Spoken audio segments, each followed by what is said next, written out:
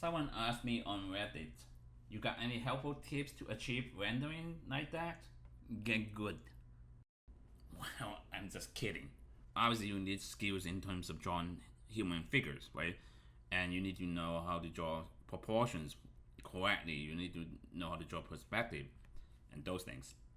But other than those things, what we're going to talk about here, it's one thing that we normally don't think about. And what's that?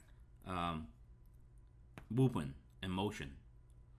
He is a very powerful being. He's about to do an attack. How do we portray that? Well, movement, right? He has an aura around him already by the inwash under him.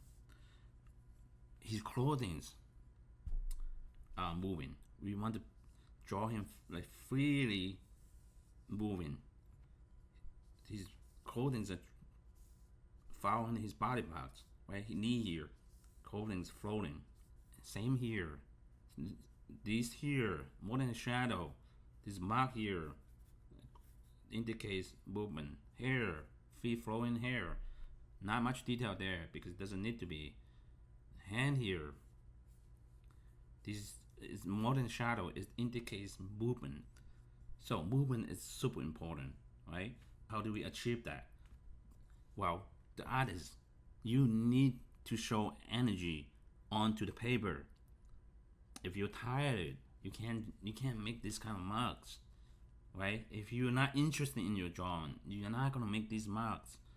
So these are really quick line that your hand goes over quickly, and that means you yourself has energy as an artist, and when you translate that energy onto your marks, it will come through in the drawing, right?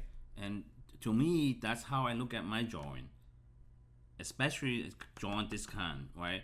He is full of energy, and my marks are also full of energy. My lines are full of energy. Or push down the brush hard onto the paper with lots of ink. It's all about showing movement, but also with energy to indicate that movement.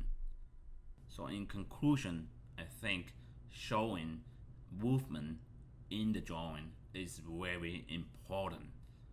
It is something that either makes your drawing look lifeless or lively.